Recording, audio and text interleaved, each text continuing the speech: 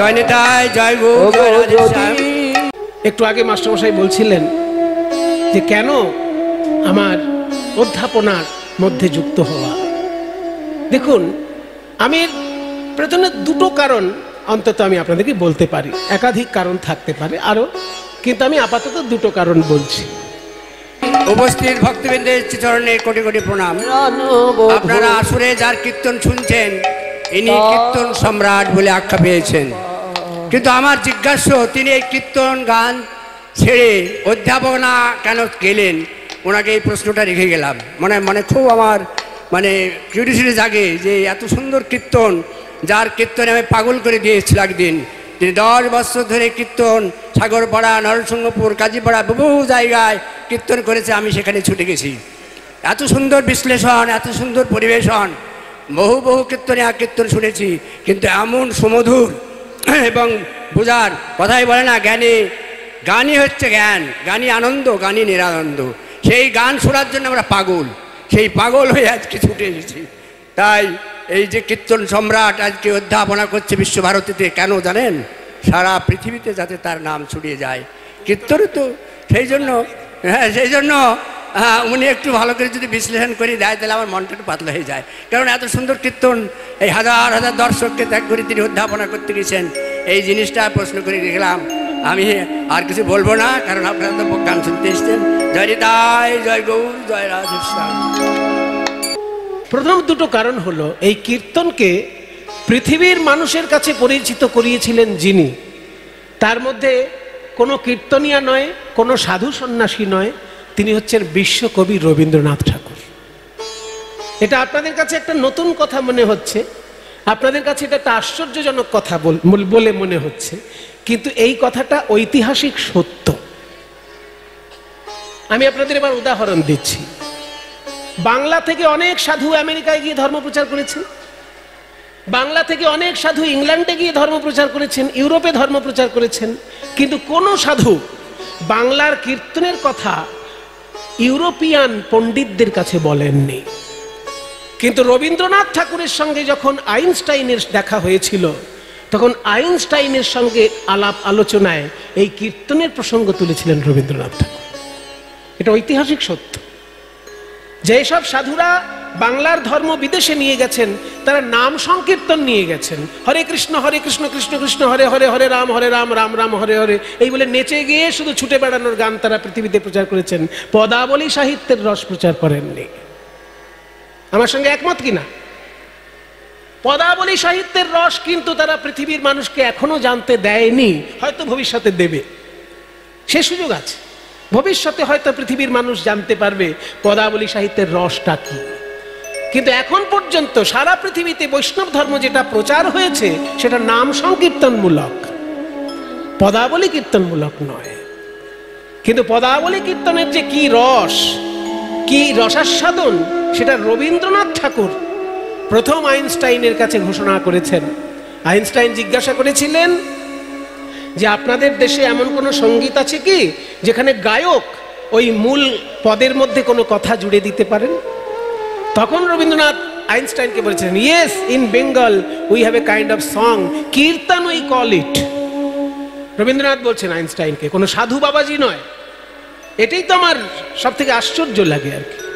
সাধুদের বলা উচিত ছিল, যারা সমস্ত কিছু ত্যাগ করে ধর্ম নিয়ে গেছে বাইরে, তারা কীর্তনের কথা বললো না, বলল রবীন্দ্রনাথ ঠাকুর। তারা বলেছেন কীর্তনের কথা, হরে কৃষ্ণ নাম সংকীর্তনের তারা প্রচার করেছেন, কিন্তু পদাবলী সাহিত্য যেটা বিরাট সমুদ্র বাংলার বুকে, এটা নিয়ে কোনো আলোকপাতই করেননি তারা। এই জায়গাটাই আমার প্রধান বক্তব্য, যে সারা পৃথিবীর বুকে আসতে বিজ্ঞানীর যিনি রাজা আইনস্টাইন, তার কাছে গিয়ে কীর্তনের কথা ঘোষণা করছেন রবীন্দ্রনাথ। তার প্রতি কৃতজ্ঞতা জানানোর জন্য আমার বিশ্বভারতীতে যাওয়া, যে কীর্তন জগতের জন্য তিনি যে কাজ করে গেছেন, আমি তো কিছুই করতে পারবো না তার জন্য। তার ইনস্টিটিউটে যদি কখনো সুযোগ পাই, তাহলে ছাত্রছাত্রীদেরকে আমি এই কীর্তনের তত্ত্ব, কীর্তনের রস বিতরণ করার চেষ্টা করব। তাই সেইখানে আশ্চর্যভাবে যোগাযোগ হয়ে গেল। কারণ অধ্যাপনা পাওয়াটা তো অত সহজ জিনিস নয়, কীর্তন গান করাটা সাধারণত শিল্পীদের কাছে একটা সহজ ব্যাপার, যে জীবনে কোনো গান বাজনা সেখানে সেও দেখছে কীর্তনে ধেই ধেই করে নাচছে। একটা রাগ ঠিক করে গাইতে পারবে না, একটা তাল ঠিক করে গাইতে পারবে না, পদাবলীর শব্দগুলো ঠিক করে উচ্চারণ করতে পারছে না, সংস্কৃত শ্লোক তো ছেড়েই দিলাম, সে কীর্তনে ধেই ধেই করে নাচছে, পয়সা নিয়ে বাড়ি যাচ্ছে। কাজেই সেই সব লোকের কাছে কীর্তনটা সহজ ব্যাপার। কিন্তু যারা কীর্তনকে বোঝে, যারা কীর্তনকে জানে, যারা কীর্তনের খোঁজ খবর নিয়ে কীর্তন গান শেখে, তাদের ব্যাপারটা আলাদা। সেক্ষেত্রে কীর্তন দেখা যাচ্ছে অনেক বড় একটা ব্যাপার। এতে পদাবলীর সাহিত্য প্রায় 12,000 বৈষ্ণব পদাবলী রয়েছে বাংলার বুকে। আমরা কীর্তনীয়রা যেগুলো গান করি সেটা 1000 খানেক পদের মধ্যে সীমিত।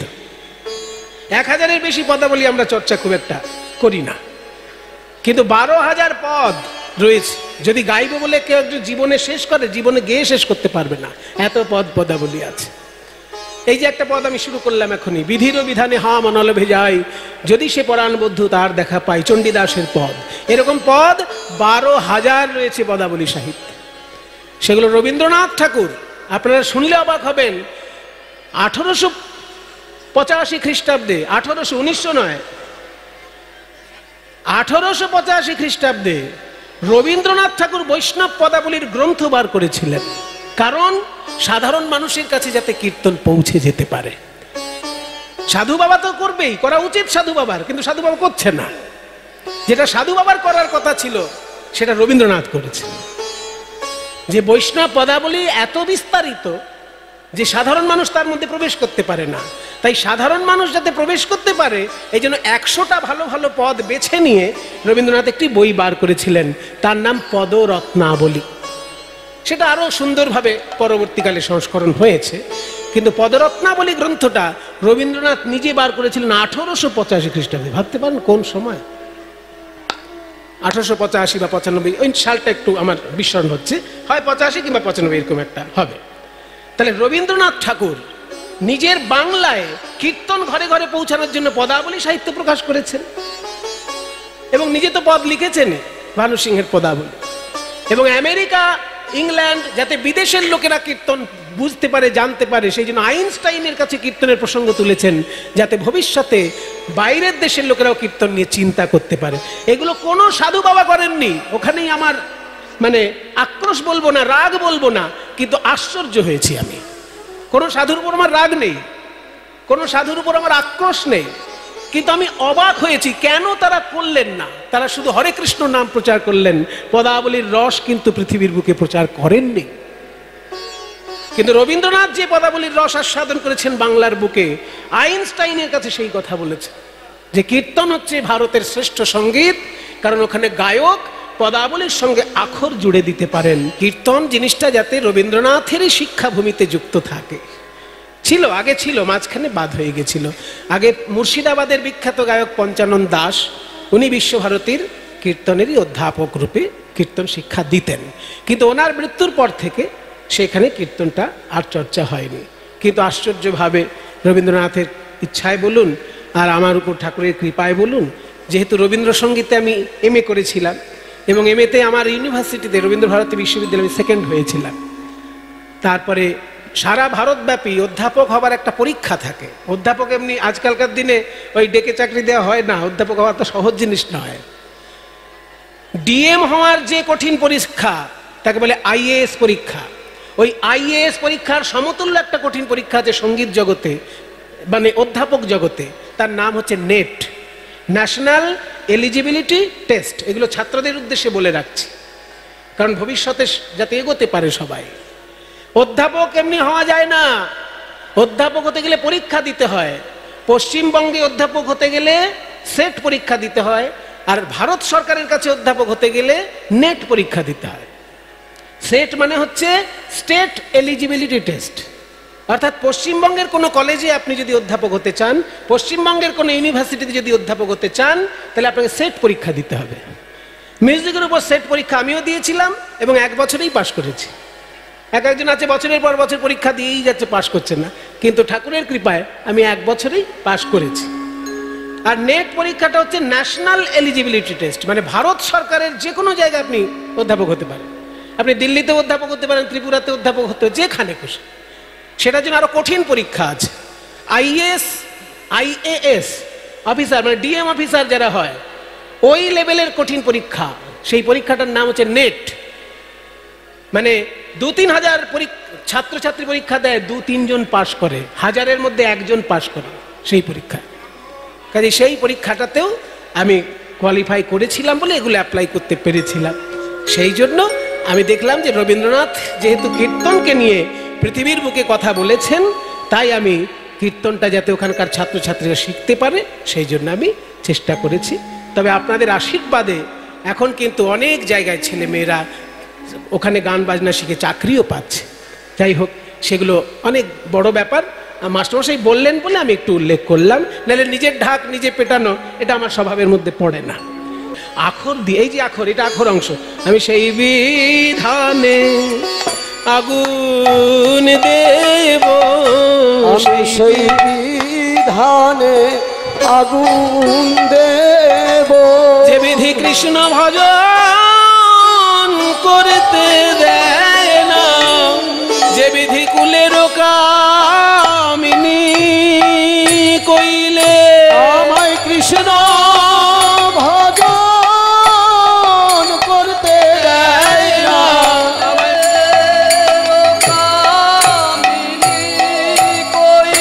আমায় কৃষ্ণ ভজন করতে দেয় না, আমায় কৃষ্ণ ভজন করতে দেয় না, কামিনী কইলে আমি সেই বিধানে আগুন দেব, যদি সে পরানো বোধ তার দেখা পাইব, তার দেখা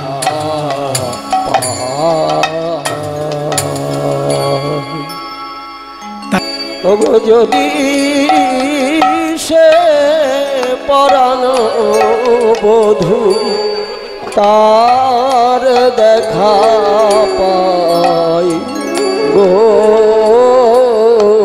তার দেখা পাই,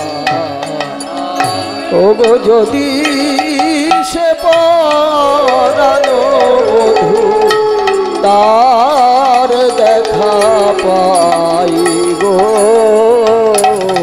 তার দেখা পাই, যদি সে পরানো বধূ তার দেখা পাই গো, তার দেখা পাই, বিধির বিধানে আমি সেই বিধানে আগুন দেব, আমি সেই বিধানে আগুন দেব, যে বিধি আমায় কৃষ্ণ ভজন করতে দেয় না, সেই বিধানে আগুন দেব, যে বিধি কৃষ্ণ ভজন করতে দেয় না, যে বিধি আমায় কুলের কামিনী কইলে আমায় কৃষ্ণ ভজন করতে দেয় না, আমায় কুলের কামিনী কইলে আমায় কৃষ্ণ ভজন করতে দেয় না, কামিনী কইলে আমায় কৃষ্ণ ভজন করতে দেয় না, আমি সেই বিধানে আগুন দেব, ওগো যদি সে পরানো তার দেখা পাই গো, তার দেখা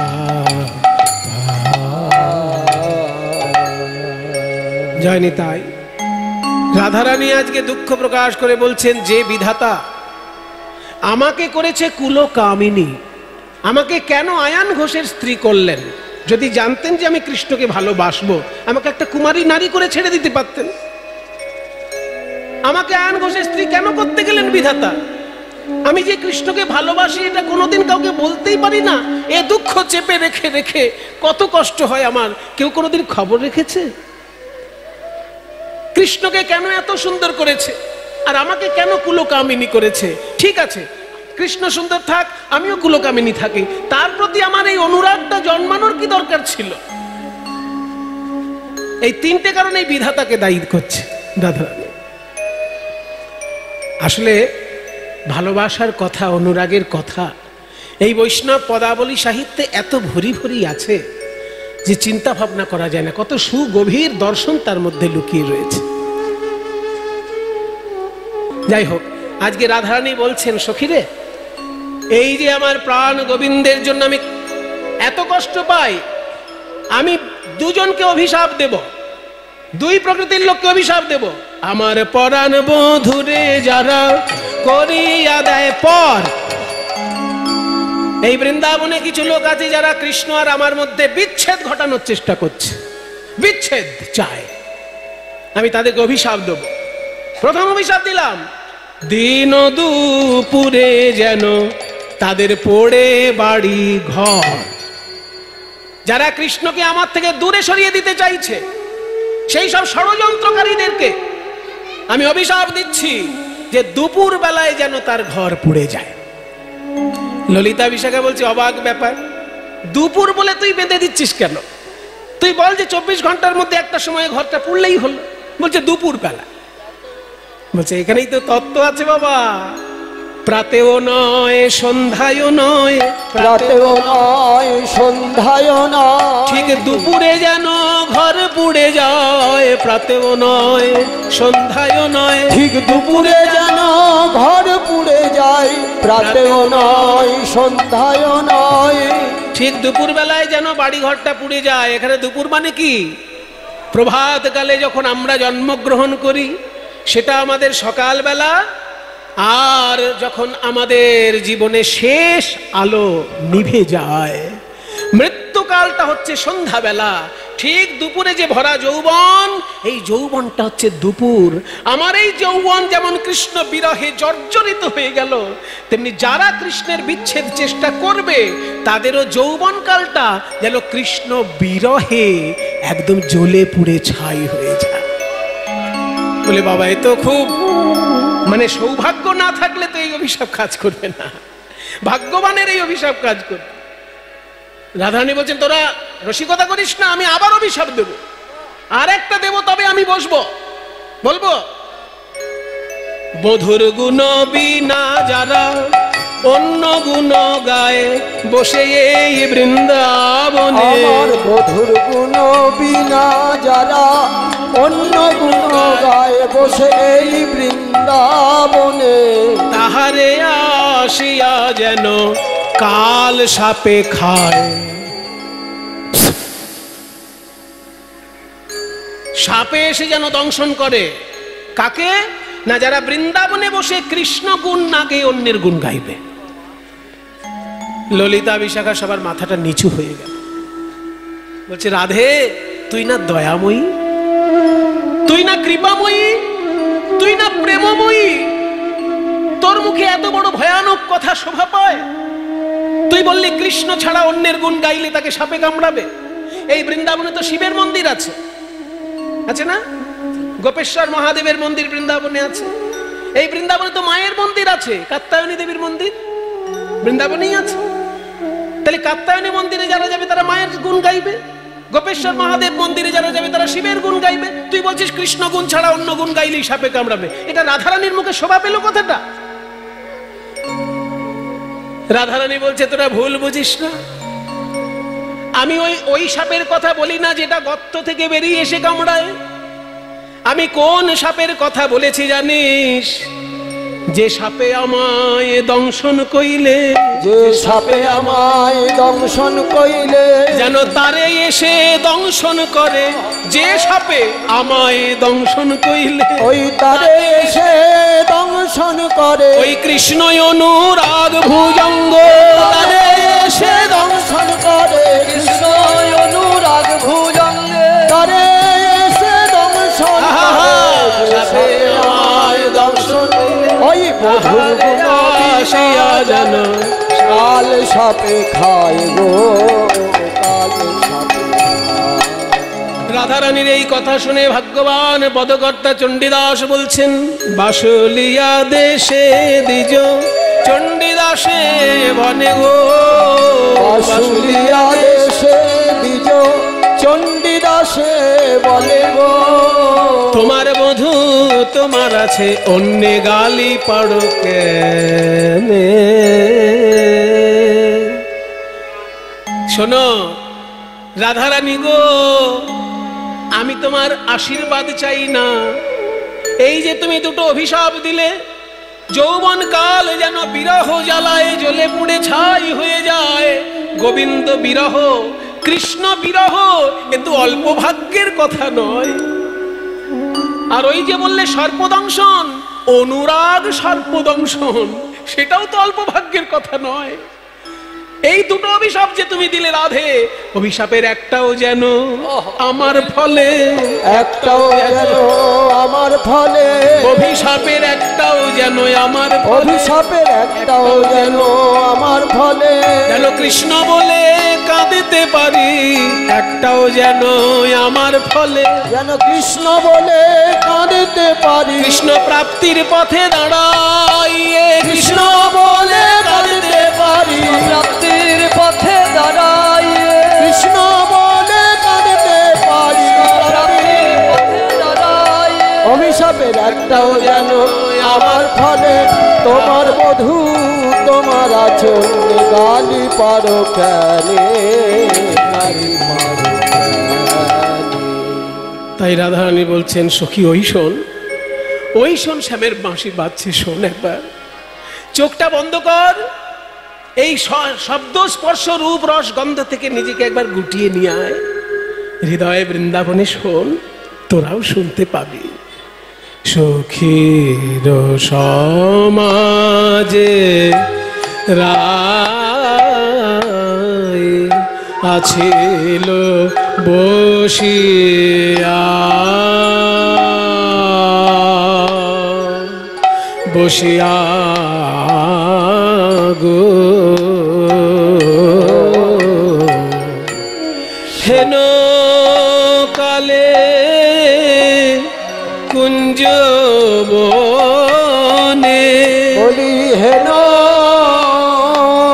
কালে কুঞ্জ বনে, বাজে বাঁশি রাধা, রাধা বলে গো হেন কালে কুঞ্জ বনে, ওই বাজে বাঁশি রাধা, রাধা বলে কোন কুঞ্জ হতে, ওই বাজে বাঁশি রাধা, বলে কোন কুঞ্জ হতে, শ্যামের বাঁশি বাজে রাধা বলে, শ্যামের বাঁশি বাজে রাধা বলে, বাজে রে কোন কুঞ্জ হতে, শ্যামের বাঁশি বাজে রাধা বলে, বাঁশি বাজে রে কোন কুঞ্জ হতে, বাঁশি অন্য নাম কি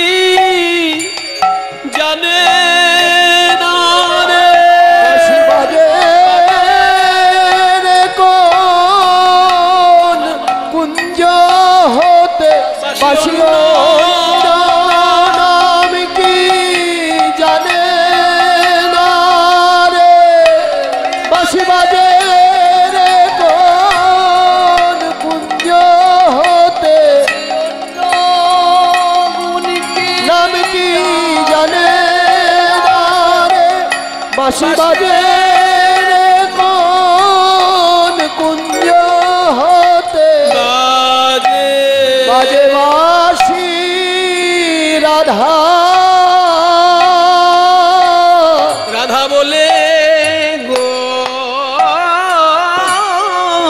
হেন কালে কুঞ্জ বনে বাজিল বাঁশিয়া রাধা বলে বাজিল বাঁশিয়া রাধা বলে বাঁশি বাজে রাধা বলে শ্যামের বাঁশি বাজে রাধা বলে মের বাঁশি বাজে শুধু রাধা শ্যামের বাঁশি বাজে রাধা বলে শ্যামের বাঁশি বাজে রাধা বলে শ্যামের বাঁশি বাজে রাধা বলে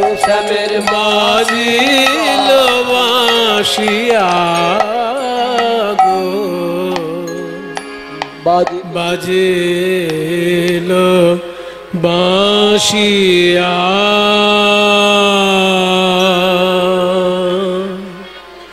বাঁশি তুই কি এই শুধু বাজবি? তুই কি এইভাবেই শুধু বেজে যাবি? আমার কথা শুনবি না তুই? ওই ওই আবার বাজছে, ওই আবার বাজছে, ওই আবার বাজছে।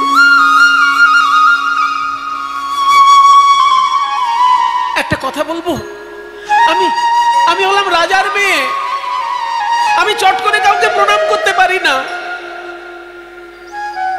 আমার সমতুল্য কিংবা আমার থেকে বড় না হলে আমি তাকে প্রণাম করতে পারি না। কিন্তু বাঁশি, তুই তো একটা সামান্য বাঁশ থেকে উৎপন্ন হয়েছিস, বাঁশের ঝাড় থেকে উৎপন্ন হয়েছিস।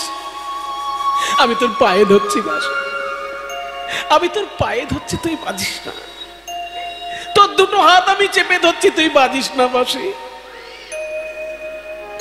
শ্যামের মুরলী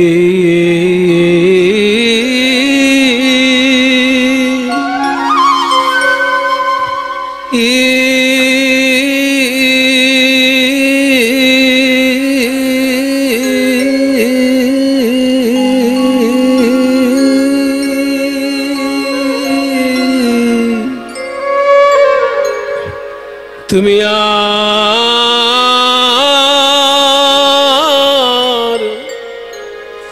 রাধা নাম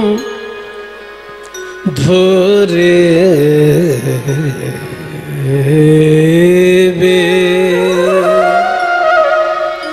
বেজো না।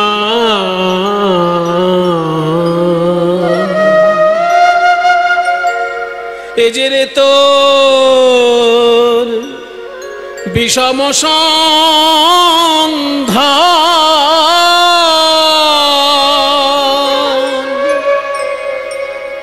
তাহে অবলা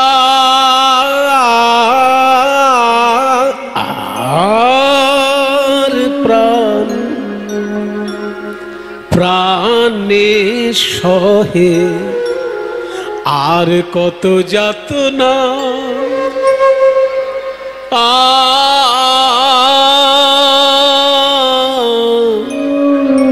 বাঁশি তুমি থাকো শ্যামের অধরে, আরে আমি থাকি কৃষ্ণবাদিনীর ঘরে। কত যাতনা এ অন্তরে, তা তো তুমি জানো না। না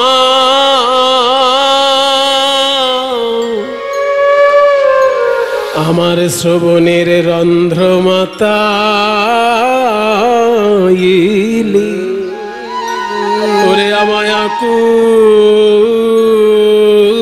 করিলি রে ওরে বাঁশি রে তোর তোর মধুর সুরে আমার শ্রবণের রন্ধ্র মাতা আকুল করিলে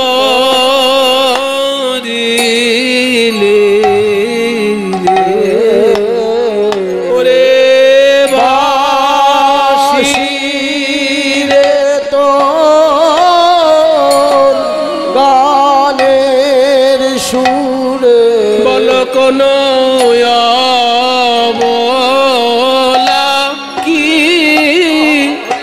রইতে পারে ওরে বাঁশি রে তোর বড় একতালি তাল হচ্ছে 1 2 3 4 5 6 7 8 9 10 11 12 13 14 1 2 ওরে বাঁশি রে তোর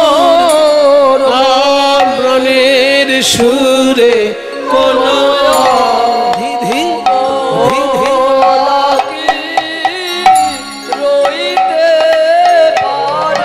ওরে বাঁশি রে তোর মধুর সুরে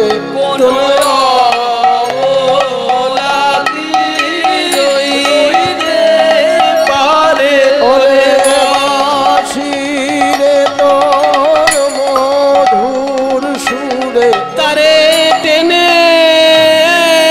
ঘরে বাহির করে কোন লাগি রইতে পারে ঘরে নাই গৌর হরি লাগি রইতে পারে ঘরের বাহির করে লাগি রইতে পারে ঘরের বাহির ওরে বাঁশিরে তোর মধুর সুরে আমার শ্রবণের রন্ধ্র মাতা ওরে আমায় আকুল করিলি রে মুরলী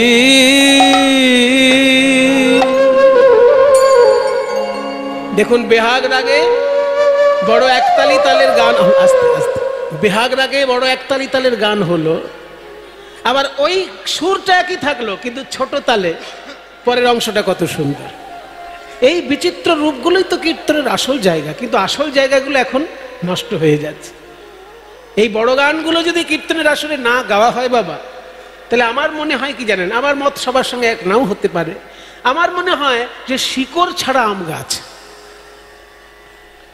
বড় তাল ছাড়া কীর্তন গান মানে শিকড় ছাড়া আম গাছ আম গাছে যদি শিকড় না থাকে 2-1 দিন আমটা পাবেন কিন্তু পরের বছরে প্লাস্টিকের আম গিয়ে ঝুলাতে হবে গাছের আম আর পাবেন না প্লাস্টিকের আম কিনে এনে গাছে ঝুলাতে হবে কারণ শিকড়ের সঙ্গে যদি সম্পর্ক না থাকে গাছের মিষ্টি আম আর পাবেন না প্লাস্টিক খেতে পারবেন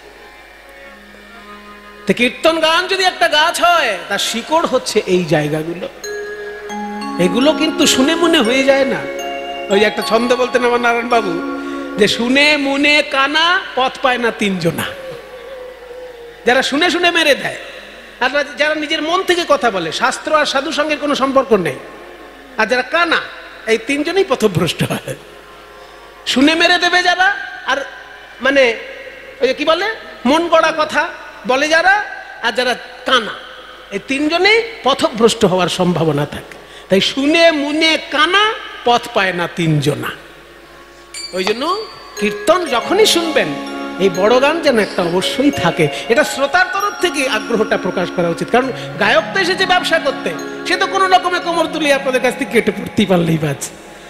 আপনাদেরকে বলতে হবে যে মূল গান কিন্তু একটা শুনবো বাবা, তুমি যা সারাক্ষণ যা করছো করো, একটা কিন্তু মূল গান শোনাতেই হবে, নালে জানবো তুমি কীর্তন শেখোনি, তুমি ব্যবসা করতে শিখেছো। দেখুন পরের অংশটা কত সুন্দর, ছোট্ট। আরে ও আরে ও ডাকাতের মুরলি কি বলি তোমার, আরে ও ডাকাতের মুরলি কি বলি তোমার। মন্ত্র শিখেছ, এই বশ করা মন্ত্র শিখেছ, অবলা বশ করা মন্ত্র শিখেছ কোথায়, কি বলি তোমার। আরে ও ডাকাতের মুরলি কি বলি তোমার।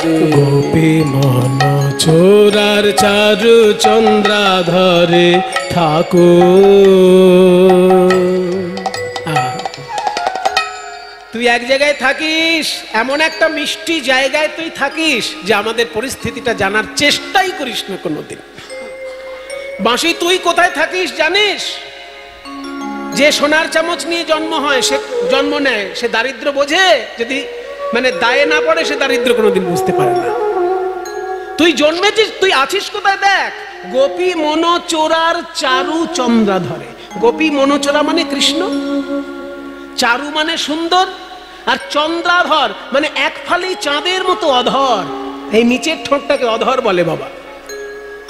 ইংরেজির থেকে বাংলা শব্দ কঠিন আছে, কারণ ইংরেজিতে ঠোঁটকে বলে লিপ, উপরের ঠোঁটকে বলে আপার লিপ, আর নিচের ঠোঁটকে বলে লোয়ার লিপ, ঝামেলা খতম। কিন্তু বাংলায় যদি বলতে চাও তাহলে উপরের ঠোঁটটার নাম ওষ্ঠ, আর নিচের ঠোঁটটার নাম অধর। নিচের ঠোঁটকে অধর বল। তা শ্রীকৃষ্ণের ঠোঁটে তুই থাকিস, ওখান থেকে অমৃত ঝরে ঝরে পড়ছে আর তুই পান করছিস। আমাদের অবস্থাটা একবার বোঝ, আমরা কোথায় আছি। আমার ডান দিকে জটিলা, বাদিকে কুটিলা, আর পেছনে আয়ান। গোপী মন চোরার চারু চন্দ্রাধরে ঠাকুর। গোপী মন চোরার চারু চন্দ্রাধরে ঠাকুর। তোর সময় অসময় নাই রে মুরলী, তোর সময় অসময় নাই রে মুরলী। রাধার নাম ধরে কেন ডাকরে, রাধার নাম ধরে কেন ডাকরে। রাধার নাম অন্য নাম কি শেখো নাই, রাধার নাম অন্য নাম কি শেখো নাই। অন্য নাম কি শেখো নাই রাধার নাম, অন্য নাম কি শেখো নাই রাধার নাম, অন্য নাম কি শেখো নাই রাধার নাম ধরে কেন ডাকি ছোরে। কথা কহিতে কহিতে প্যারি, কথা কহিতে কহিতে প্যারি। আমার জ্ঞান দাস গেল বিছুরি রে, আমার জ্ঞান দাস গেল বিছুরি রে। জ্ঞান দাস ওই বাঁশি শুনে, জ্ঞান দাস সব ভুলে গেল। ওই বাঁশি শুনে, ওই বাঁশি শুনে জনদাস, ওই বাঁশি শুনে জনদাস গেল বিছুরি রে। গেল দাস গেল বিছুরি। আরে ও ডাকাতের মুরলি কি বলি তোমার। আরে ও ডাকাতের মুরলি কি বলি তোমার। এখন তাহলে কি করতে বলছিস? বাঁশি শুনে তো তুই যাকে তাকে যা তা বলে দিচ্ছিস, বলছিস কারোর বাড়ি পুড়ে যাক, বলছিস কাউকে সাপে কামড়াক। এই কি শুরু করেছিস রাই? তোর মুখে এসব কথা মানাচ্ছে? এখন কি করবি তাই বল। শিখতে যাব, হ্যাঁ শিখতে যাব। ওই বাঁশরিয়ার কাছে আমি বাঁশি শিখতে যাব। আমার জীবনটাই তো একটা বাঁশি হয়ে দাঁড়িয়েছে। আমার এই দেহটাই তো একটা বাঁশি, কেমন করে বাজায় আমি শিখবো, আমি ওর কাছে বাঁশি শিখতে যাব, আমাকে একটু সাজিয়ে দে। বংশী রব পশিল কানে, চিতে না হৈরজ মানে। ওগো বংশী রব পশিল কানে, চিতে না হৈরজ মানে। অমনি উঠিল রসবতী, অমনি উঠিল রসবতী। বলে কে যাবি আমার সঙ্গে, বিপিন বিহার রঙ্গে। কে যাবি আমার সঙ্গে, বিপিন বিহার রঙ্গে। মিলিবারে গোকুলের পতি, তোরা কে যাবি মিলিবারে তোরা কে কে যাবি কৃষ্ণ দর্শনে, কে কে দর্শনে, কে কে যাবি কৃষ্ণ দর্শনে, যাবি কৃষ্ণ দর্শনে, কে কে যাবি কৃষ্ণ দর্শনে, দর্শনে, কে কে যাবি রে ভেটিবারে। গোকুলের পতি তোরা কে কে যাবি রে। আজকে দুটো কাজ হবে, শ্রীকৃষ্ণ দর্শনও হবে, শ্রীকৃষ্ণের কাছে বাঁশি শিক্ষা লাভও হবে। তাহলে তোরা কে কে যাবি বল? আপনারা কৃষ্ণের কাছে যাবেন কেউ? রাধারানী কিন্তু যাবে, মনস্থির করে ফেলেছে। আপনারা কে কে যাবেন? মায়েরা যারা যেতে চান শ্রীকৃষ্ণের কাছে একবার উলুধ্বনি দিন দেখি। ও মা, এত মায়েদের ইচ্ছা কৃষ্ণ দর্শনের, বাহ। এবার বাকি যারা আছেন বাবারা, তারা কৃষ্ণ দর্শনে যাবেন? একবার জোর করে হরিবোল বলে হাতটি তুলুন দেখি। ও বাবা, তো সবাই যাবে বলছে। ললিতা বলে গো রাধে, আগে সাজাইব মন সাধে। ও ললিতা বলে গো রাধে, আগে সাজাইব মন সাধে। যেতে হবে তাহা মোরা জানি গো, যেতে হবে তাহা মোরা জানি গো। আমরা তোমার সঙ্গে যাব, বাকি সখীগণে সঙ্গে লব। বলি আমরা তোমার সঙ্গে যাব, সখীগণে সঙ্গে লব। একা কেন যাবে ধনী তুমি, তোমার কেউ কি নাই রে, তোমার কেউ কি নাই হে, তোমার কেউ কি নাই হে, কেউ কি নাই হে।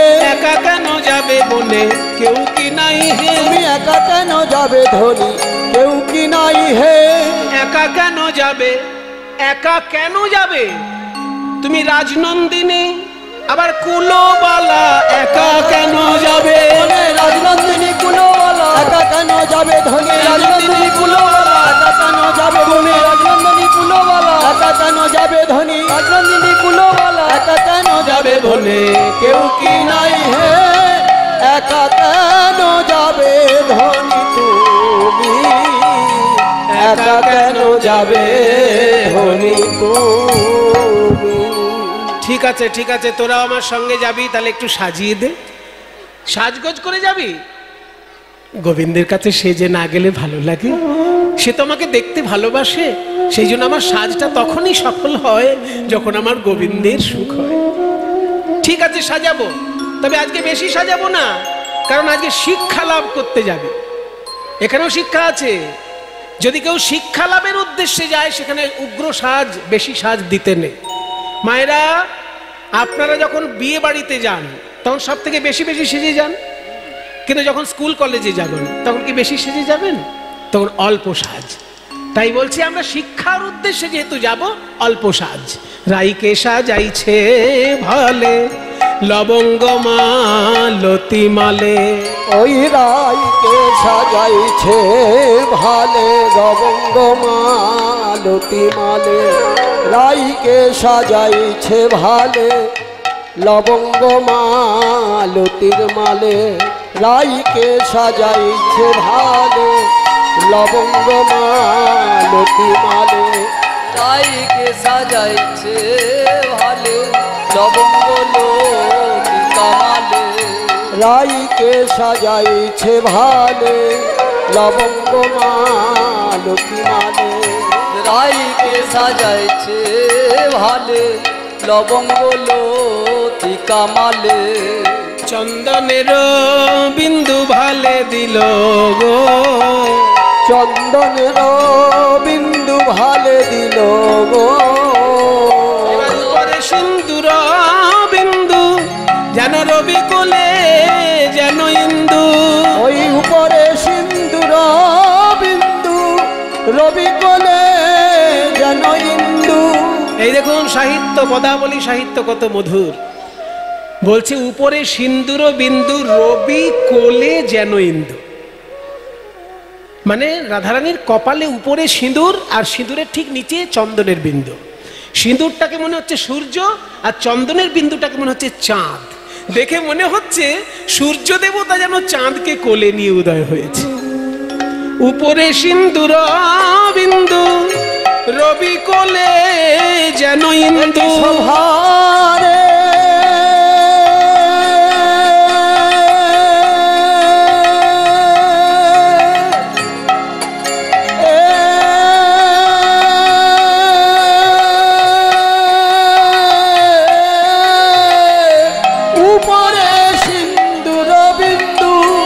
রবি কোলে যেন ইন্দু উপরে সিন্দুর বিন্দু রবি কোলে যেন ইন্দু।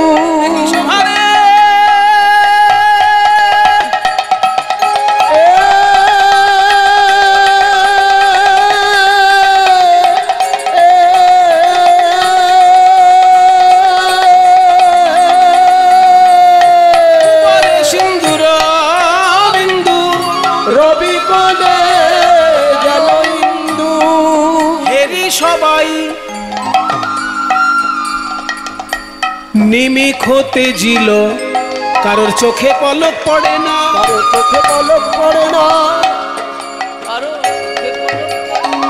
অপলকে চেয়ে রইল চোখে পলক পড়ে না, অপলকে চেয়ে রইল চোখে পলক পড়ে না, অপলকে চেয়ে রইল আমার রাই ধনির বদন পানে, অপলকে চেয়ে রইল রাই ধনির বদন পানে, অপলকে চেয়ে রইল রাই ধনির বদন পানে, অপলকে চেয়ে রইল রাই ধনির বদন পানে, অপলকে চেয়ে রইল রাই ধনির বদন পানে, অপলকে চেয়ে রইল চোখে পলক পড়ে না, আরি মিঘে নয়ন দিল গো, আরি মিঘে নয়ন। আমাকে দুটো গয়না পরাবি না? উমা গয়নাও পরবি? খুব অল্প অল্প, দু একটা গয়না দে, আমি রাজার মেয়ে না, আমার বাবার সম্মান থাকবে তো। বলে হ্যাঁ অল্প গয়না। রাইধনী আমার ভূষণ করে যাতে মনোহরের মনোহরে, রাইধনী আমার ভূষণ পরে মনোহরের মনোহরে, ধৈর্য ধরিবে কি বায়ানে গো, ওই ধৈর্য ধরিবে কি বায়ানে গো, আহা গোবিন্দ দাসেতে কয় মোর মনে হেন লয়, ওই গোবিন্দ দাসেতে কয় মোর মনে হেন লয়, গগনের চাঁদ যেন নামিয়াছে ভূমে,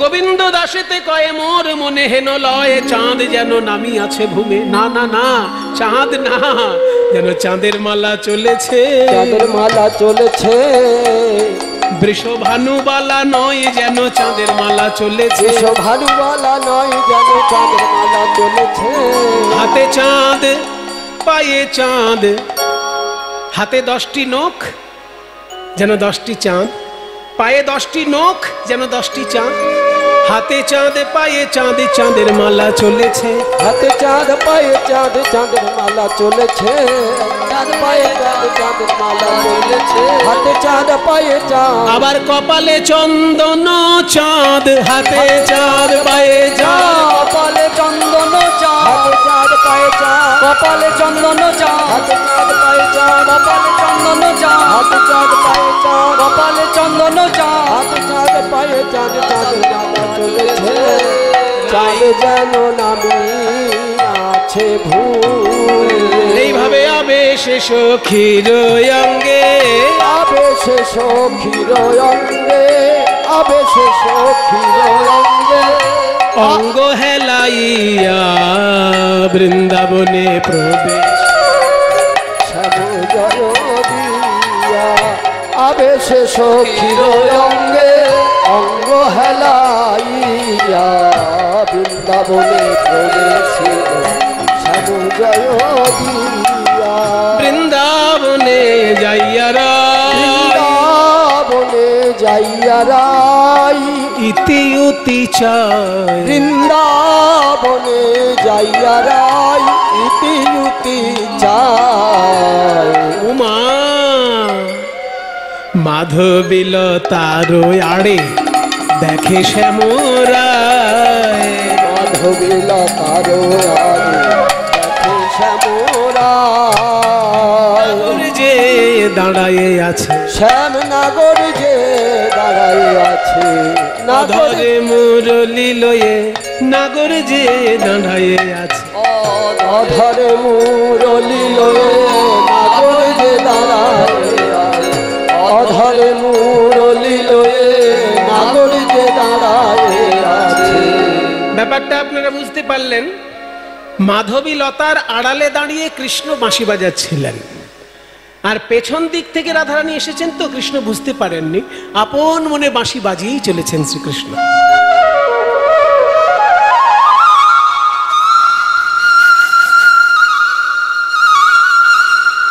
এত সুন্দর মন দিয়ে বাঁশি বাজাচ্ছে শ্যাম সুন্দর। আমার রাধারানী তো রাজকন্যা, তার বোধ বুদ্ধি উচ্চ স্তরের। রাধারানী তো আর ধাক্কা দিয়ে বোঝাবেন না বধূ আমি এসেছি, কি বাঁশি বাজাচ্ছ, ওরকম নয়। যেহেতু রাজকন্যা, তার সাংগীতিক জ্ঞান রয়েছে, কারণ রাধারানীর সঙ্গীতের একদম শিরোমণি। রাধারানীর যে 25টা গুণাবলী বলা আছে না উজ্জ্বল নীলমণি গ্রন্থে, রাধারানীর 25টা গুণাবলী বলা আছে। তার মধ্যে একটা গুণ হচ্ছে সঙ্গীত প্রসরাভিজ্ঞা। সঙ্গীত প্রসরাভিজ্ঞা মানে সঙ্গীতে যা যা জানার সমস্ত কিছু জেনে বসে আছে। সঙ্গীতে জানার জিনিস কি কি? 3টে জিনিস, গীতং বাদ্যং চ নৃত্যং চ ত্রয়ং সঙ্গীতং উচ্যতে। যদি কেউ গান জানে তাকে গাইয়ে বলে, যদি কেউ বাজনা তাকে জানে তাকে বাজিয়ে বলে, কিন্তু সঙ্গীতজ্ঞ বলা যাবে না। সঙ্গীতজ্ঞ তাকেই বলা যাবে যে 3টে সমানভাবে জানে, গানও জানে, বাজনাও জানে, নাচও জানে। 3টে সমানভাবে জানতে হবে, তবে সে সঙ্গীতজ্ঞ। নইলে গান জানলে শুধু গাইয়ে, বাজনা জানলে শুধু বাজিয়ে। আর রাধারানী আমার 3টে বিষয়ের একদম সীমানা পর্যন্ত তিনি গুরু ঠাকুর, শুধু জেনেছেন তা নয়, গুরু ঠাকুর। তাই রাধারানীর 25টা গুণাবলী আছে, তার মধ্যে একটা গুণে বলা হচ্ছে সঙ্গীত প্রসরাভিজ্ঞা। মধুরেয়ং নববয়াসবলাবাঙ্গজ্জলস্মিতাচারু সৌভাগ্য রেখাটা গন্ধন মাদিত মাধবা, এগুলো যে বলছি এগুলো সব গুণাবলী রাধারানীর উজ্জ্বল নীলমণিতে আছে। তার মধ্যে সঙ্গীত প্রসরাভিজ্ঞা, রম্য বাক নর্ম পণ্ডিতা। রম্য বাক মানে কথাগুলো বড় মিষ্টি মিষ্টি রাধারানী। আবার নর্ম পণ্ডিতা, পণ্ডিত কিন্তু জ্ঞানের অহংকার নেই, এই হচ্ছে রাধারানী। তাই বলছে সঙ্গীতের সব যেহেতু জানেন, তাই রাধারানী কি করলেন, ওই যে বাঁশি বাজাচ্ছেন কৃষ্ণ, তার ভিতর থেকে তালটা বেছে নিলেন, আর বেছে নিয়ে পিছন থেকে নুপুরের ধ্বনি করতে লাগলেন। মুখে বললেন না আমি এসেছি, কারণ মুখে বললে যদি বাজনা থেমে যায়। তাই তালটা বার করে নিয়ে 1 2 3 1 2 3 1 2 3 1 2 3 1 2 1 2 1 2 3 1 2 1 2 1 2 3 1 2 3 1 2 3 নুপুরের রুনু ঝুনু, পড়ে গেল সারা নাগর চমকি মরে, রায়েলো পারা নাগর চমকি মরে, রায়েলো পারা। এখানে একটা বড় গান আছে, গাইবো একটা ছোট্ট 2 লাইন। যখন এই নুপুরের ধ্বনি শুনেছেন, রাই ধ্বনি, বড় একতালি। ওগো নুপুরে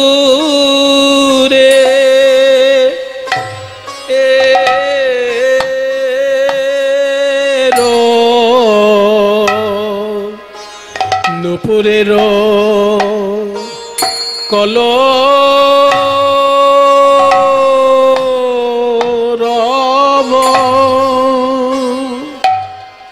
কলরব শুনো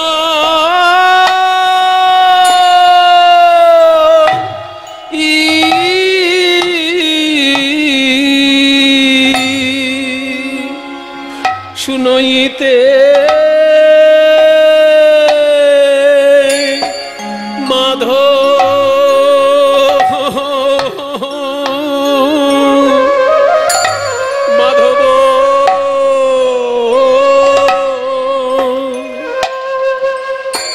এই গানটি আমায় শিখিয়েছিলেন রাধারমণ কর্মকার মহাশয়ের প্রিয় দোহার দ্বিজেন দে মহাশয়। বলছেন নূপুরেরও কলরব শুনইতে মাধব কুঞ্জহি আওল বাহার।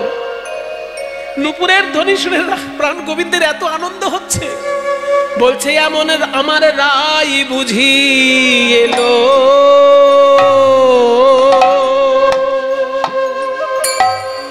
এলো নাকি রে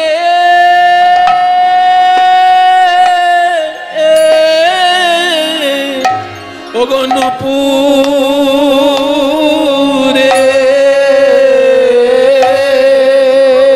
বলে আমার রাই বুঝি এলো, রাই বুঝি এলো নাকি রে, নইলে এমন নূপুর ধ্বনি, নূপুর ধ্বনি কে বা করে আমার রাই কি,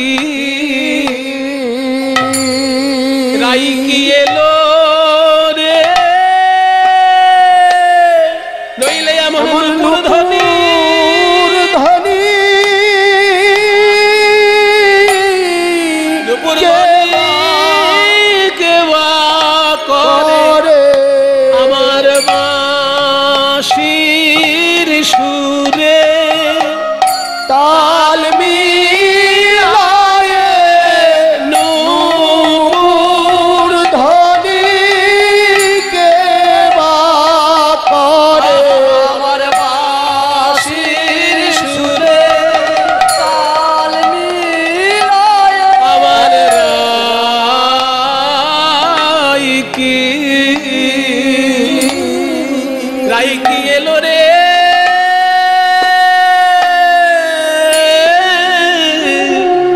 ওগো নূপুরের কলরব। এগুলোই হচ্ছে কীর্তন। নূপুরের কলরব শুনইতে মাধব কুঞ্জহি আওল বাহার, বলে আইসো আইসো ভালো হইল, আইসো আইসো ভালো হলো, বিনোদিনী রাধা দর্শনে দূরে গেল, মনসিজ বাধা দর্শনে দূরে গেল মনসিজ বাধা। আমরা ছোট থেকে একটা কথা শুনেছি, অতিথি হয় নারায়ণ।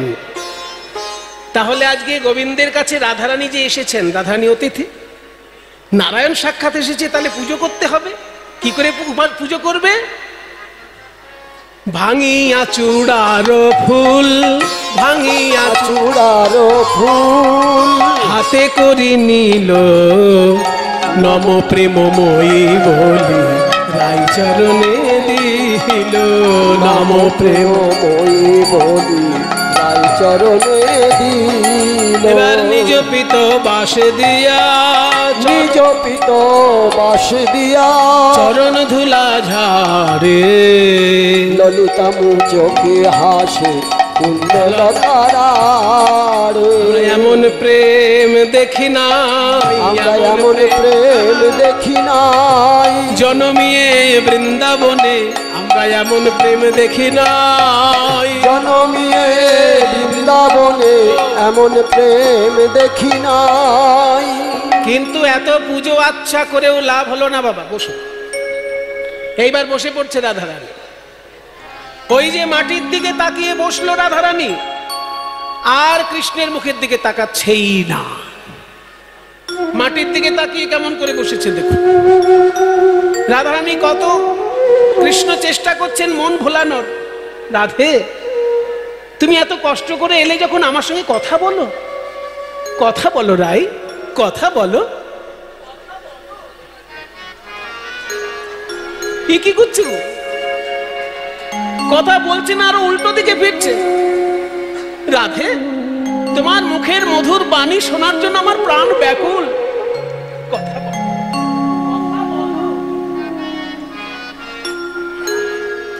আসলে আজকে রাধারানী মান করেনি, অভিমান করেছে। অভিমান, অভিমানে কথা বলছে না, মাটির দিকে তাকিয়ে আছে। ললিতা বিশাখা বলছে, কিরে রাধে, ভালোই তো এলি, কি এমন ঢং হলো মাঝখানে? প্রাণবধূর জন্য সবসময় কেঁদে কেঁদে কেঁদে কেঁদে অস্থির হচ্ছিস, আর সামনে দাঁড়িয়ে আছে, মাটির দিকে তাকিয়ে আছে, কথা বল।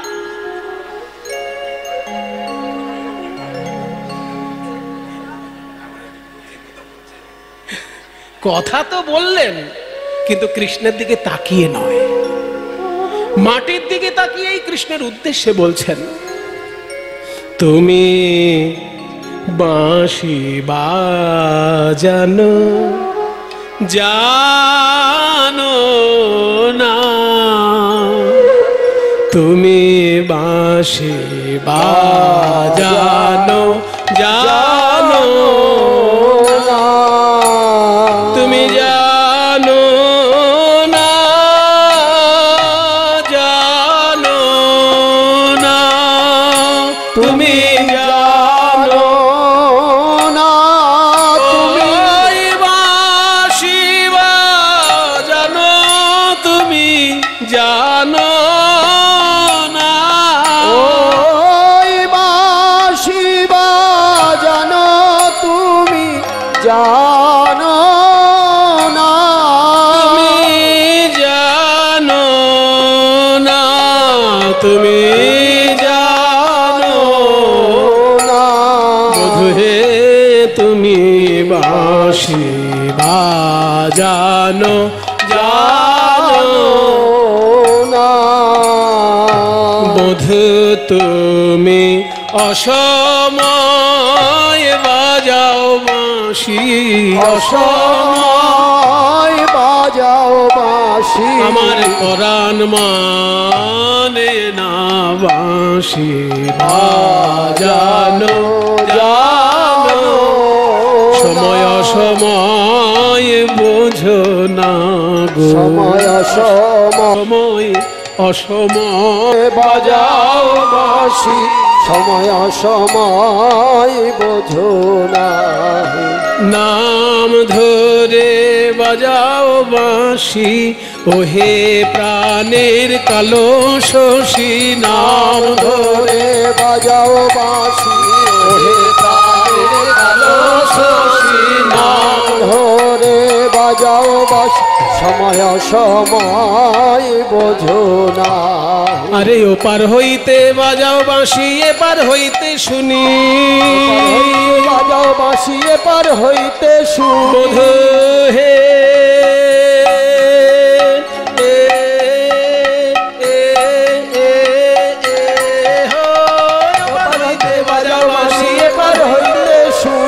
অবলা কামিনী আমি সাঁতার নাহি জানি, অবলা কামিনী আমি সাঁতার নাহি জানি, কোন বাঝাড়ের বাজাও বাঁশি তার লাগ পাই, কোন বাঝাড়ের বাজাও বাঁশি তার লাগ পাই, কোন ডালে মূলে উপাড়িয়া সাগরে ভাষায়, ওই ডালে মূলে উপাড়িয়া সাগরে ভাষায়, ভাষায় দেব, ভাষায় দেব, ডালে মূলে উপাড়িয়া ভাষায় দেব, ডালে মূলে উপাড়িয়া ভাষায় দেব, যে বাঁশের ঝাড় থেকে এই বাঁশি তৈরি হচ্ছে, ওই বাঁশের ঝাড়টা কোথায় আছে যদি জানতে পারি, বাঁশের একেবারে ডালে মূলে উপড়ে নিয়ে ভাসিয়ে দেবো সাগর, নদীতে নয়, যদি জোয়ারে আবার উল্টে আসে, ওই জন্য সাগরে ভাসিয়ে দেবো। তাহলে কোন বাঁশের ঝাড় থেকে উৎপন্ন? কোন গ্রামের বাঁশের ঝাড় থেকে উৎপন্ন নয়। স্বর্গে বৃহস্পতি একটি যজ্ঞ করেছিলেন, নিষ্কাম যজ্ঞ। সেই নিষ্কাম যজ্ঞ করায় জগতের কল্যাণের জন্য সেখান থেকে একটা বাঁশ উৎপন্ন হয়েছিল। সেই বাঁশটা থেকে গুরুত্বপূর্ণ কয়েকটি জিনিস তৈরি হয়েছে। 25 পর্বের বাঁশ, এই যে একটা গাঁট থাকে না, ওই 25টা গাঁটের একটা বাঁশ উঠেছিল বৃহস্পতির যজ্ঞে। সেই 25 পর্বের বাঁশের গোড়ার দিক থেকে 9 পর্ব পর্যন্ত একটি ধনুক তৈরি হলো। সেই ধনুকটি বিষ্ণুর উদ্দেশ্যে দেওয়া হলো। নবমে বিষ্ণু সারঙ্গ, বিষ্ণুর কাঁধে কিন্তু একটা ধনুক আছে, আমরা দেখতে পাই না। যেখানেই ক্যালেন্ডারে বিষ্ণুর ছবি দেখি, মোটা সাপের উপর বিষ্ণু শুয়ে আছেন, মা লক্ষ্মী পদসেবা করছেন। কিন্তু এ রূপ ছাড়াও বিষ্ণুর আর একটা রূপ আছে, অসুর দলনের জন্য যুদ্ধ রত বিষ্ণু। সেই বিষ্ণুর কিন্তু কাঁধে ধনুক থাকে। পুরনো বিষ্ণু মন্দিরের মূর্তি যদি দেখেন, সেইখানে থাকবে পুরনো বিষ্ণু মূর্তির কাঁধে একটা ধনুক আছে। সেই ধনুকটির নাম হচ্ছে সারঙ্গ। তাহলে নবমে বিষ্ণু সারঙ্গ, সপ্তমে হরকার মুখ। 7টি পর্ব দিয়ে তৈরি হলো শিবের ধনুক। শিবেরও একটা ধনুক আছে, ছিল, আছে বলাটা ঠিক না, ছিল, যেটা রামচন্দ্র ভেঙে দিয়েছিলেন বিবাহের সময়। তাই শিবের হরধনুক ওইটা কিন্তু 7 পর্ব বাঁশ দিয়ে তৈরি হলো। পঞ্চমে কোদণ্ড রাম, 5 পর্ব দিয়ে যে ধনুকটি তৈরি হলো সেটি রামচন্দ্রের ধনুক, তার নাম কোদণ্ড। আর 3 পর্ব দিয়ে যে ধনুকটি তৈরি হলো তার নাম গান্ডীব, সেটা অর্জুনকে দেওয়া হলো। গীতায় দেখবেন অর্জুনের ধনুকের নাম আছে। কৃষ্ণকে যখন বলছেন অর্জুন যে গান্ডীবং সংস্রতে হস্তাত্তচ্চৈব পরিদজ্যতে, তাই না, আমার হাত থেকে গান্ডীব ধনুক খসে পড়ছে, অর্জুন বলেছে। তাহলে 4খানা ধনুক তৈরি হলো ওই 25 পর্বের বাঁশের মধ্যে, 9, 7, 5, 3 বিজোড় সংখ্যার পর্ব দিয়ে। তাহলে 9, 7, 5, 3 যোগ করলে কত হচ্ছে? 24 পর্ব হলো। আগার দিকের যে সরু পর্বটা, ওই একটা পর্ব বাঁশকে নিয়ে 3 টুকরো করে শ্রীকৃষ্ণের 3টে বাঁশি তৈরি হয়েছে। একটার নাম বংশী, একটার নাম বেনু, একটার নাম মুরলী। আমরা শুনে ভাবি সব একই জিনিস, তা নয়। মুরলী হচ্ছে 2 হাত লম্বা, 4টি ছিদ্রযুক্ত, হস্তদ্বয়মিতায়ামা মুরলী চারু নাদিনী। আর বংশী হচ্ছে 17 আঙুল লম্বা, 8টি ছিদ্র। ওই 8টি ছিদ্রের বাঁশিটাই আজকে রাধারানী শিখবেন বলে এসেছে। কারণ বেশিটা শেখা থাকলে কমটাও হয়ে যাবে। যদি কেউ ক্লাস 10 পাস করে থাকে, তাহলে সে ক্লাস 4-এর অঙ্ক পারবে না। এই যে 4ই পাস করেছে, সে কি 10-এর অঙ্ক পারবে? ওই জন্য বেশিটা শেখা থাকলে কমটাও পারা যাবে। তাই 8টি ছিদ্রযুক্ত যে বাঁশি, সেই বাঁশিটার নাম বংশী, 17 আঙুল লম্বা। আর 6টি ছিদ্রযুক্ত যে বাঁশি, 12 আঙুল লম্বা, তার নাম হচ্ছে বেনু। পারিকাক্ষীয় ভাবে বেনু বা দ্বাদশ আঙ্গুল দৈর্ঘ্য ভাগ। এই যে 3 রকমের বাঁশি, এটা তো কোনো বাঁশঝাড় থেকে তৈরি নয়, ওই বৃহস্পতির যজ্ঞ থেকে উৎপন্ন হয়েছিল।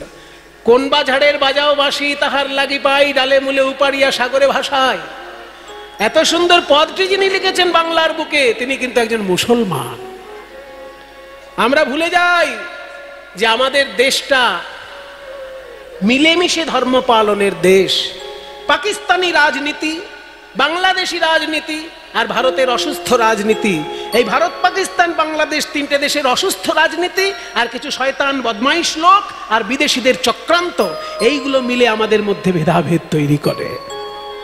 তা না হলে দেখুন, মুসলমান বংশে জন্ম নিয়ে কত সুন্দর পদ লিখেছেন। এই পদ কাজী নজরুল ইসলাম মুসলমান বংশে জন্ম নিয়ে রাধা কৃষ্ণের গান লিখেছেন, কালীর গান লিখেছেন। কিন্তু এখন কোন মুসলমান লিখছে? দেখান আমাকে। নজরুল ইসলামের মতন আমরা দ্বিতীয় পাচ্ছি কি? পাচ্ছি না।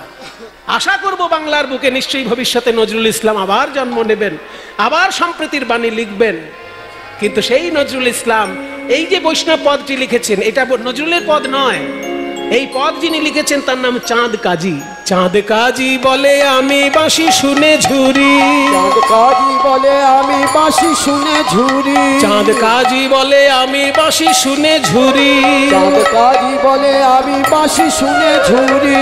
জিমুনায় আমি না দেখিলে হরি, জিমুনায় আমি না দেখিলে হরি। আর বাঁচব না রে, আর বাঁচব না রে, বাঁশরিয়া না দেখিলে বাঁচব না রে, বাঁশরিয়া না দেখিলে বাঁচব না রে, বাসরিয়া না দেখিলে বাঁচব না রে। জীবনা জীবনায় আমি না দেখিলে হরি বাঁশি বাজানো জানো না তুমি বাঁশি বাজানো জানো না। বুঝতে পেরেছি এবার অভিমানের কারণ বুঝতে পেরেছি। আসলে আমি তো জানি না রাধারানী কখন কি পরিস্থিতিতে আছেন, কিন্তু রাধারানীর মুখটা মনে পড়লেই আমি বাঁশি বাজিয়ে দিই, তাই রাধারানীর কষ্ট হয়। এবার বলো আমি কি করতে পারি? কি করবে? তোমার কাছে আমার দাবি, তোমার কাছে আমার আবদার, তোমার কাছে আমার প্রার্থনা, আমি একটু বাঁশি শিখবো। ঘর হইতে আইলাম বাঁশি শিখিবার তরে, এখন নিজ দাসী মনে করি বাঁশি শিখা হয় আমারে, ওই বাঁশি শিখাও আমারে, ওই বাঁশি শিখাও আমারে, ওই বাঁশি শিখাও আমারে, ওই বাঁশি শিখাও আমারে, হে শিখাও আমারে। বলো কোন রন্ধ্রের গানে বধূ গাও কোন গীত হে, বাঁশি শিখাও আমারে, কোন রন্ধ্রের গানে রাধার হরিলে চিত হে, বাঁশি শিখাও আমারে। বলো বলো কোন রন্ধ্রের গানে বধূ গোপীর প্রেম লুটে, বাঁশি শিখাও আমারে। কোন রন্ধ্রের গানে বলো কদম ফুল ফোটে, বাঁশি শিখাও আমারে। শেখাবো শেখাবো সব শেখাবো রাই। আমার এই বাঁশিটার 8টি ছিদ্র আছে, তাহলে প্রথম থেকে শুরু করো। তবে আগে একটা আমার কথা আছে, বাঁশি শিখবো বললেই শেখানো যায় না। আমি হলাম রাখাল ছেলে আর তুমি হলে কুলকামিনী, দুজনের ভাবভঙ্গির মধ্যে মিল নেই, তাই এখন তুমি আগে রাখাল সাজো, তারপর বাঁশি শেখাবো।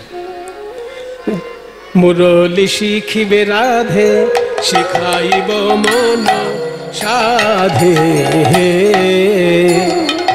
শিখিবে রাধে ছোট দিও খাইব মন ও সাধে। যা বলি তাই শুনো বিনোদিনী, যা বলি তাই শুনো ও বিনোদিনী। এখন ছাড়ো নারীর বেশ উভো করি বাঁধকে, ছাড়ো নারীর বেশ উভো করি বাঁধকে, বামে চূড়া করো টালনি, বামে চূড়া করো ও গোটালনি। নারীর বেশ ছেড়ে দাও, পুরুষের বেশ ধারণ করো। আগেকার দিনে ছেলেরাও লম্বা চুল রাখতো, মেয়েরাও লম্বা চুল রাখতো, কিন্তু চুল বাঁধা দেখে বোঝা যেত কে ছেলে আর কে মেয়ে। মেয়েদের খোপাটা পিছন দিকে হতো, এখনো মেয়েদের খোপাটা পিছন দিকেই হয়। আর ছেলেরা লম্বা চুল রাখলে মাথার উপরে ঝুটি করে বাঁধত। এখনো পাঞ্জাবিরা, শিখরা পাগড়ির ভিতরে তাদের চুলের ঝুটিটা থাকে। শিখরা চুল কাটে না, লম্বা লম্বা চুল হয় শিখ পাঞ্জাবিদের, তারা কিন্তু ঝুটি করে মাথার সেই হাজার হাজার বছর পুরনো নিয়ম তারা কিন্তু রেখেছে। তাই রাধে তোমার ওই খোপা খুলে ফেলে ঝুটি বাঁধো, মাথার উপরে ঝুটি করো, আর ওখানে একটা ময়ূরের পালক দিয়ে ঠিক আমার মতন সাজো। আর একটা কথা, এই সোনার গায়ের রং থাকলে হবে না, আমার মতন কালো করতে হবে। হ্যাঁ, রূপ দিয়েছে ভগবান, আর আমি ওটা কালো করব? বলে কালো করতে হবে কেন জানো? আমি কালো বলে, তুমি এত সুন্দর বলে আমার মনে খুব দুঃখ হয়, ওই জন্য বাঁশির সুরটা আরো ভালো করে বাজে। এই দুঃখটা তুমি উপলব্ধি করবে, গায়ের রংটা কালো কর। বলে কি করে কালো করব? বলে ওই যে মৃগনাভি কস্তুরী, হরিণের নাভি কস্তুরী খুব কালো রঙের হয়, অথচ সুগন্ধি। ওই সুগন্ধি কস্তুরী তুমি গায়ে মেখে নাও, কাল কালো হয়ে যাবে।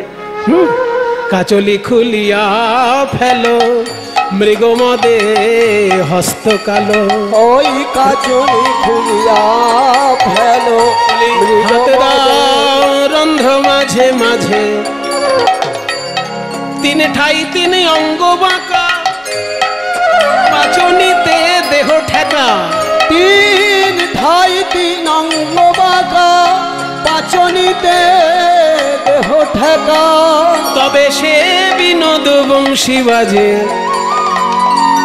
যা বলবে তাই করব, যত কঠিন কাজ করতে বলো তাই করব, কিন্তু আমি বাঁশি আজকে শিখবই। সোনার অঙ্গ কালো করে দাঁড়ালেন রাইধনী, শিখলেন বাঁশি। নাও রাধে, প্রথম রন্ধ্রটা আগে বলি। রাধারে লইয়া শ্যাম মুরলি শিখায় মহানন্দে, ও আনন্দে মুরলি শিখায়। রাধারে লইয়া শ্যাম মুরলি শিখায় মহানন্দে। প্রথম রন্ধ্রের গানে ব্রহ্মার ভাঙিল ধ্যানে, প্রথম রন্ধ্রের গানে ব্রহ্মার ভাঙিল ধ্যানে। প্রথম রন্ধ্র যখনই বেজে উঠল ব্রহ্মলোকে ব্রহ্মা চমকে উঠল। কি বাজলো এত সুন্দর বাঁশি?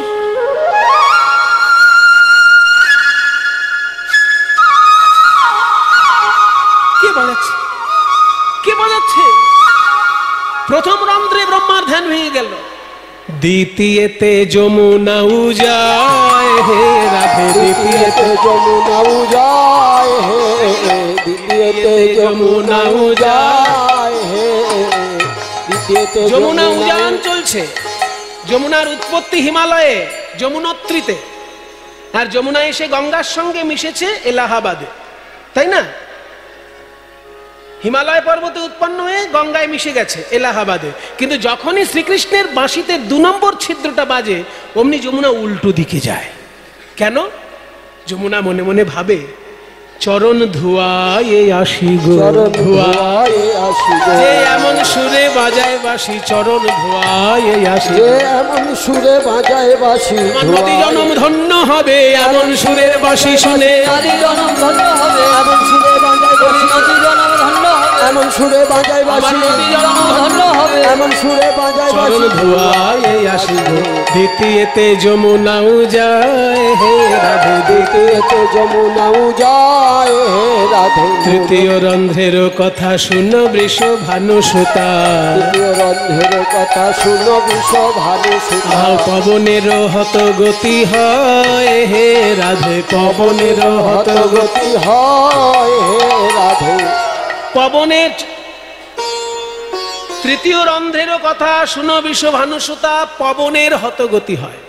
মানে বাতাস সবসময় চঞ্চল হয়ে এদিক ওদিক ছুটে বেড়ায়, কিন্তু যখনই তৃতীয় রন্ধ্র বাজে বাসা দাঁড়িয়ে পড়ে, স্থির হয়ে যায় বাতাস। কেন?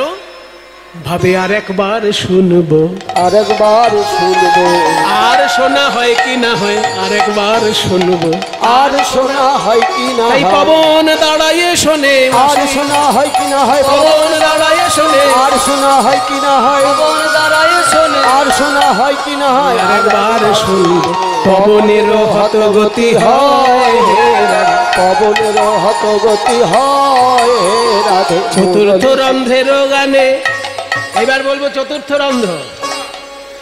ধেনু গণয় আপনি ফিরে, চতুর্থ রন্ধ্রের গানে ধেনু গানয় আপনি ফিরে,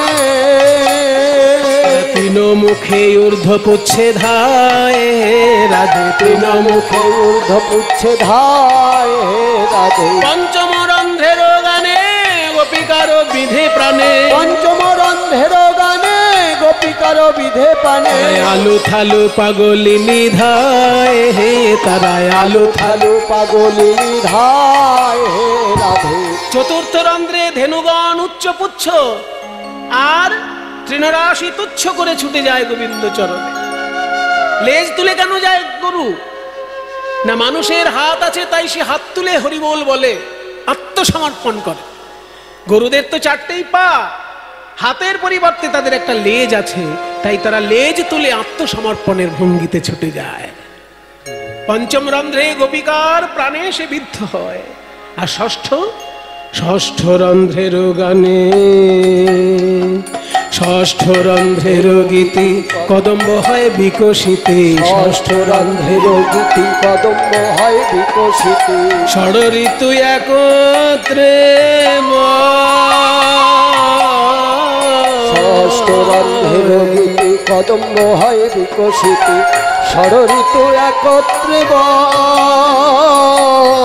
গ্রীষ্ম বর্ষা শরৎ হেমন্ত শীত বসন্ত 6টি ঋতু একসঙ্গে প্রবাহিত হয়, একসঙ্গে প্রবাহিত হয় ষষ্ঠ রন্ধ্রে, আর কদম ফুল আপনা আপনি ফোটে। সপ্তম রন্ধ্রের গানে পাষাণ দ্রবিল গুণে, গানে পাষাণ দ্রবিল পাষাণ আপনি দ্রবময় হে রাধে, পাষাণ আপনি দ্রবময় হে রাধে। পাথর গলে জল হয়ে যায় সপ্তম রন্ধ্রে, সপ্তম রন্ধ্রে পাথর গলে জল হয়ে যায়। তাহলে সেখানে হয়ে গেল তো? বাকি আছে, আছে সত্যি আছে? না না আছে, মনে রেখেছি। আমি ভেবেছিলাম ওইটা বাদ দিয়ে দেবো, কারণ কি জানেন, সব কিছু শিখাতে নেই ছাত্রকে। ছাত্রকে যদি সব আপনি শিখিয়ে দিয়েছেন, তাহলে ছাত্র কিন্তু পরে গুরুমারা বিদ্যা শুরু করবে। গুরুমারা বিদ্যা মানে একজন কুস্তিগির তার শিষ্যকে সব রকমের কুস্তির প্যাঁচ শিখিয়ে দিয়েছে, সব প্যাঁচ শিখিয়ে দিয়েছে। তো এবার ওই শিষ্য হঠাৎ একদিন পেপারে ছাপিয়ে দিল যে আমার মাস্টার মশাইয়ের সঙ্গে আমার কম্পিটিশন। মানে কুস্তির মাস্টার আর কুস্তির শিষ্য, শিষ্য পেপারে ছাপিয়ে দিয়েছে কম্পিটিশন হবে, 100 টাকা করে টিকিট। এবার যিনি গুরু তিনি তো 70 বছর বয়স, আর যে শিষ্য তার তো 25 বছর বয়স। এবার 25 বছরের একটা ছেলে 70 বছরকে যদি একটা ঘুষি দেয়, আর সে উঠে দাঁড়াতে পারবে? তাই বুড়ো মাস্টারের খুব মনটা খারাপ যে আমার শিষ্যকে সব শিখিয়ে ভুলই করলাম, অর্ধেকটা যদি বাকি থাকতো সেই প্যাঁচগুলো খাটাতাম। খুব মন খারাপ।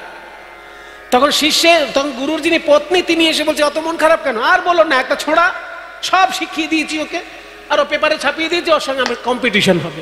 এখন যদি না যাই তাহলে আমার আত্মসম্মানে লাগবে, আর যদি যাই তাহলে তো ওই বাচ্চা ছেলের কাছে মার খেয়ে মরতে হবে। তখন পত্নী বলছে দাঁড়াও দাঁড়াও, যেদিনকে তোমার কম্পিটিশন হবে আগে থেকে কিচ্ছু বলো না, একটা চামচ নিয়ে তুমি স্টেজে উঠবে। বলে কেন, চামচ নিয়ে কি করবো? বলে চামচ এরকম ঘুরাবে। ছাত্র যখন জিজ্ঞেস করবে এই চামচটা কি ব্যাপার মাস্টারমশাই, তখন বলবে যে তোকে সব প্যাঁচ শিখিয়েছি কিন্তু চামচ প্যাঁচ শেখাইনি, এই চামচ প্যাঁচ দিয়ে তোকে আগে ঘায়েল করব। এইটা শুনেই তোমার ছাত্র ঘাবড়ে যাবে, আর ঘাবড়ে যে যায় সেই হেরে যায়। যখন এরকম বুদ্ধি শুনেছে গিন্নির কাছে, সত্যি যেদিন কম্পিটিশন, হাজার হাজার মানুষ, গুরু আগেই উঠেছে এরকম একটা চামচ ঘুরাতে ঘুরাতে। ছাত্র বলছে মাস্টারমশাই কি ব্যাপার? বলে কি ভেবেছিস সব শিখে গেছিস? হ্যাঁ, গুরু মারা বিদ্যা শুরু করেছিস, এই চামচ প্যাঁচ দিয়ে তোকে আগে ঘায়েল করব। তখন ছাত্র বলছে সর্বনাশ, ওইটাতেই যদি আমি ঘায়েল হয়ে যাই তাহলে তো হেরেই গেলাম। সবাইকে বলছে দয়া করে আপনারা ফিরে যান, ওই চামচ প্যাঁচ শিখবো তারপর লড়াই করব। আর সমস্ত ইট পাটকেল শিষ্যের উপর। বলে আর তোকে শেখাই আমি কিছু? হ্যাঁ, এই জন্য বলতে সব শেখাতে নেই, শেখালে গুরু মারা বিদ্যে শুরু হয়ে যাবে। ওই জন্য একটা ভেবেছিলাম বাদ দেব, ওটা বাদ থাক।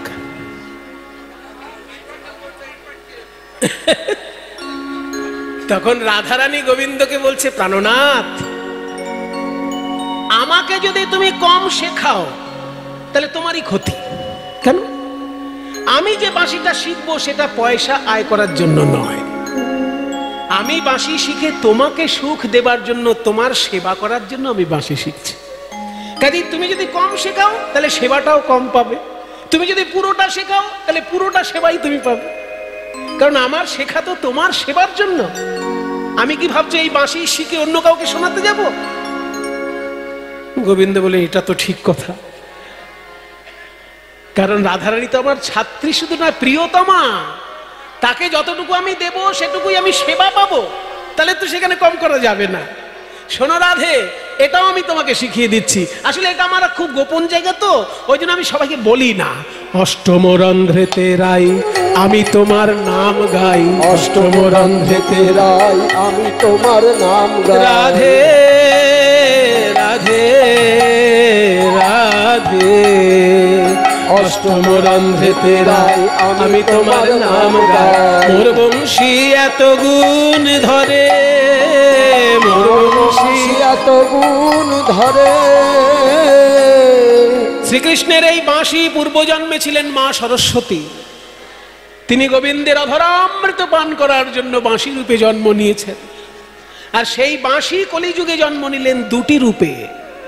এক হচ্ছে কীর্তনের আসরের মধুর মৃদঙ্গ, আর দুই হচ্ছে মহাপ্রভুর পার্ষদ বংশীবদন চট্টোপাধ্যায়। মহাপ্রভুর পার্ষদ বংশীবদন ঠাকুর, তিনি সেই পূর্বজন্মে বাঁশি ছিলেন। এই জন্মে তিনি পদকর্তা রূপে জন্ম নিয়ে বাঁশির সমস্ত আদ্যপান্ত কথা পদাবলিতে লিখেছে। তাই বংশী বদনে কয় বংশী শিক্ষা তারে কয়, বংশী বদনে কয় বংশী শিক্ষা তারে কয়। না শিখাইলে শিক্ষা বলি কারে, আহা না শিখাইলে শিখাইলে শিক্ষা বলি কারে। আহা মুরলি শিখায় আনন্দে রাধার লইয়া মুরলি শিখায় মহানন্দ। তাহলে আমি ঠিক ঠিক শিখলাম কিনা একটু শোনো তো প্রাণনাথ।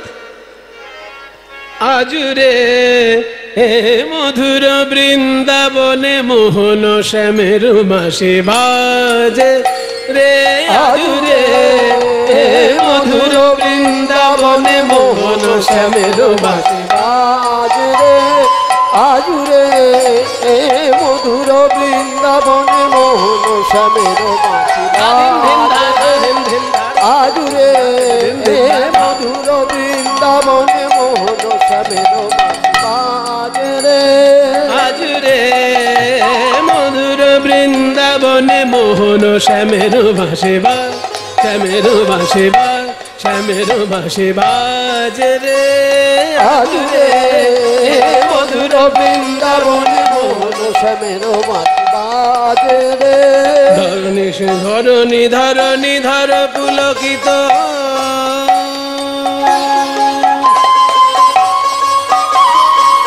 ভাসে শুনি ধরণী ধরণী ধর পুলকিত, শুনি ধরণী ধরণী ধরণী ধরণী ধরণী ধরণী ধর পুলকিত, ভাসি শুনি ধরণী ধরণী ধর পুলকিত।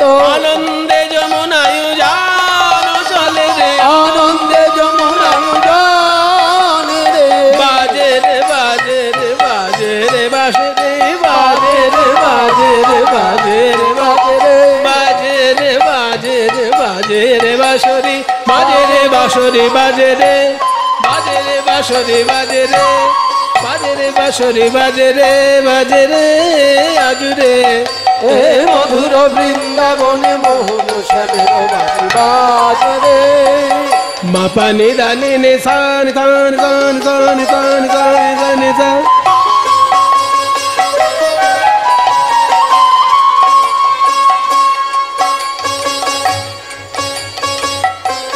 নিদানে নে সা, নিদানে নে সা, নিদানে নে সান সান সান সান সান সান সান। নে সারে সারে গা গা মারে রে সা, নে সারে সারে গা গা মারে রে সা, নে সা সদা নি নি মা পানি দানি নি সা, নি সা সদা নি নি মা পানি দানি নি সা, নি সা সদা নি নি মা পানি দানি নি সা, রে সা নি সা দানি নি সা, রে সা নি সা দানি নি সা, রে সা নি সা দানি নি সা, রে সা নি সা আজুরে এ মধুর বৃন্দাবনে মোহন শ্যামের ভাসে বাজে রে, আজুরে মধুর বৃন্দাবনে মোহন শ্যামের বাঁশি বাজে রে। নাদের দের দের তানা না না দ্রিম তানা দের না, নাদের দের দের তানা না না দ্রিম তানা না না না, দের দের তারে তো দানি তাদের না, নাদের দের তারে তো দানি তানে না না, নাদের দের তারে তো দানি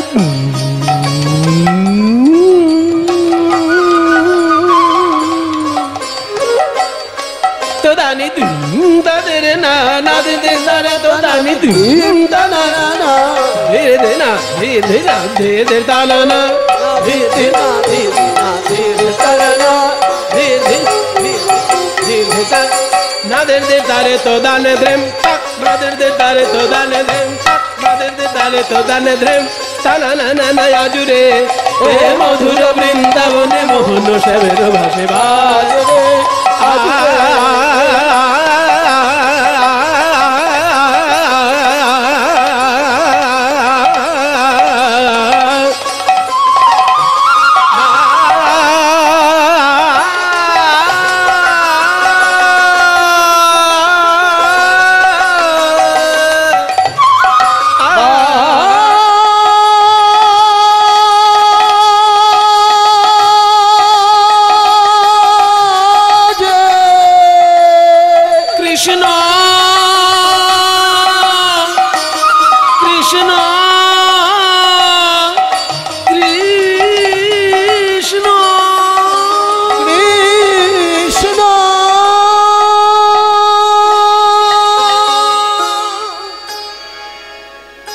প্রতিধ্বনিতে যখনই কৃষ্ণ কৃষ্ণ বলে বেজে উঠছে,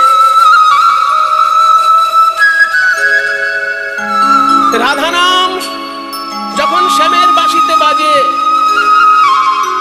রাধারানী যেমন পাগলের মতো করতে থাকে, তেমনি রাধারানীর বাঁশিতে যখন কৃষ্ণ কৃষ্ণ বলে বাজছে, শ্যাম সুন্দর উন্মাদের মতন হয়ে যাচ্ছে। বলেন, রাধে, এইবার আমি তোমার কষ্টটা বুঝতে পারছি রাধে। তোমার বাঁশি শুনে আমি যেন আজকে রাধা হয়ে গেছি। আমার এই মহামূল্যবান হার আমি তোমাকে সমর্পণ করে দিলাম।